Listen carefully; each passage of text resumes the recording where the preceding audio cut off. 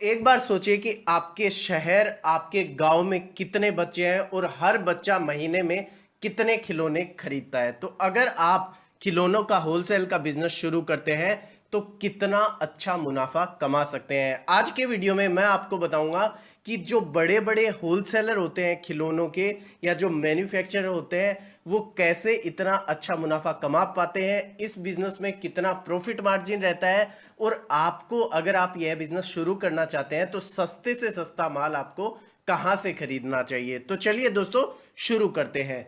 देखिए, अगर आप खिलौनों का बिजनेस शुरू करना चाहते हैं तो सबसे पहले आपको अपने मार्केट का सर्वे करना होता है। मार्केट मार्केट का सर्वे का मतलब हो गया कि बच्चे जो हैं आपके आसपास के वो किस कोस्टिंग के, किस रेंज के खिलौने खरीदते हैं, उनकी फाइनेंशियल कंडीशन कैसी है, आपके रिटेलर की फाइनेंशियल कंडीशन कैसी है, किस रेंज से। जैसे कुछ कुछ सोसाइटी वगैरह होती है जहाँ पे 100 रुपए के खिलौने भी खरीदे जाते हैं, कुछ होती है जहाँ पे लोग 10-10 हज़ार के भी खिलौने खरीदते हैं।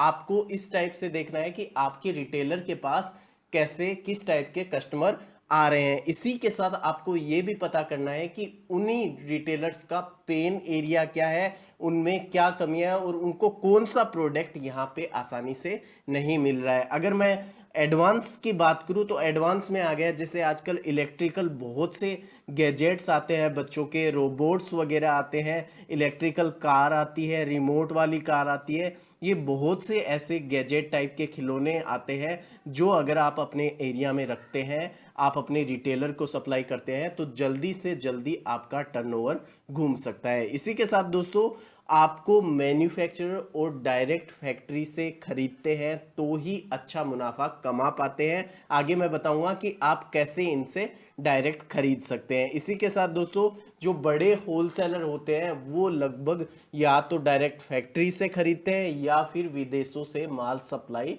लेते हैं। जैसे हांगकांग वगैरह हो गए, बहुत से ऐसी कंट्री है जहां से खिलौनों का आयात और निर्यात होता है। अपने देश से भी काफी कंट्री में खिलौनों को सेल किया जाता है। अब दोस्तों बात कर लेते हैं कि इस बिजनेस की शुरुआत आप कैसे शुरू कर सकते हैं। देखिए, अगर आपको खिलौनों का बिजनेस करना है तो खिलौनों का बिजनेस दो तरीके से होता है। जो पहला और कॉमन तरीका होता है वो होता है ऑनलाइन का, और जो दूसरा तरीका रहता है वो होता है मार्केट में सप्लाई का, ऑफलाइन का, रिटेलर्स को सप्लाई का। अगर आप, मैं होलसेल के बिजनेस की बात कर रहा हूं, अगर ऑनलाइन में अगर आप जाते हैं तो जैसे इंडिया मार्ट हो गई, अली बाबा हो गई, ये दो तीन ऐसी वेबसाइट है जहां पे बल्क क्वांटिटी में माल की रिक्वायरमेंट आती है, तो इनको आप सप्लाई कर सकते हैं।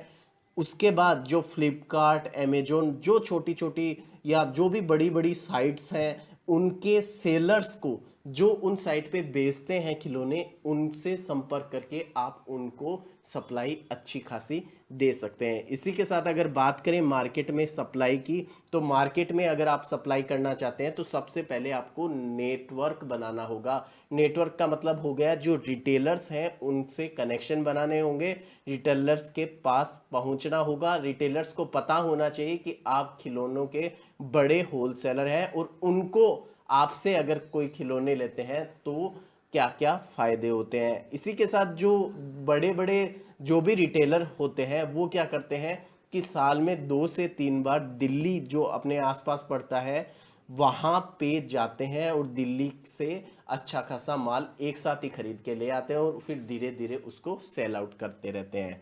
अब दोस्तों बात कर लेते हैं कि सस्ते से सस्ता आप कहां से खरीदें।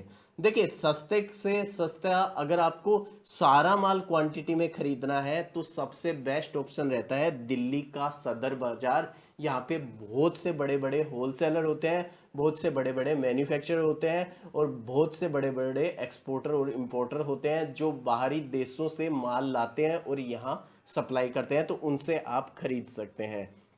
देखिए, अगर आप इस टाइप का कुछ करते हैं कि दिल्ली से आप ले रहे हैं तो आपको छोटी सी मेरी एक रिकमेंडेशन रहेगी कि अगर आप दिल्ली से माल लेते हैं तो वहाँ पे माल की सप्लाई के लिए एक दिन रुक जाइए। जब आपका माल ट्रांसपोर्ट में चला जाए, बिल्टी मिल जाए, मिल जाए आपको, तभी आप अपने माल खरीदने के बाद अपने घर लौटें। क्योंकि काफ़ी बार क्या होता है कि मैं किसी का नाम नहीं बता रहा हूँ या ऐसा नहीं बोल रहा हूँ, लेकिन कई बार माल फंस जाता है, आप तक नहीं पहुँचता, और शुरुआत में ही अगर आपके साथ ऐसी कोई चीटिंगबाजी हो जाती है तो आपका बिजनेस शुरू करने से पहले ही आप लोग डीमोटिवेट हो जाते हो। अगर बाद में भी आपको महीने 1.5 महीने से माल मिल भी जाता है इतनी मशक्कत के बाद, तो भी आप काफ़ी ऐसे कस्टमर होते हैं जो अपना व्यापार बंद कर देते हैं और वापस उसी नौकरी वाली लाइन में चले जाते हैं। अब दोस्तों बात कर लेते हैं इस बिजनेस में कितना प्रॉफिट मार्जिन होता है। तो प्रॉफिट मार्जिन की मैं बात करूं तो प्रॉफिट मार्जिन ऑनलाइन और ऑफलाइन का दोनों का अलग अलग रहता है। ऑनलाइन की बात की जाए तो 50 से 100% तक आप प्रॉफिट मार्जिन ले सकते हो। काफ़ी लोगों को लग रहा होगा कि इसमें इतना मार्जिन नहीं होता है, तो आप एक बार सोचिए, एक बार आप मेरे कहने से अपने आसपास की खिलौनों की दुकान पे जाइएगा और वहाँ पे देखिएगा कि जो 10 रुपए का आइटम आपको सेल किया जा रहा है उसकी परचेज शेयर लगभग कितनी है। अब बात करते हैं ऑफलाइन की। तो ऑफलाइन जो मार्केट में सप्लाई का काम बताया उसमें आप 25% से 50% तक ले सकते हैं। आइटम वाइज डिपेंड करता है, और कुछ जो कंपनियों के प्रोडक्ट होते हैं उस पे भी प्रॉफिट मार्जिन डिपेंड करता है। तो दोस्तों आज का वीडियो आपको कैसा लगा मुझे कमेंट करके जरूर बताइएगा। अगर आप किसी भी तरीके का बिजनेस करना चाहते हैं तो लेटेस्ट बिजनेस आइडिया को जरूर सब्सक्राइब कर लीजिएगा। धन्यवाद।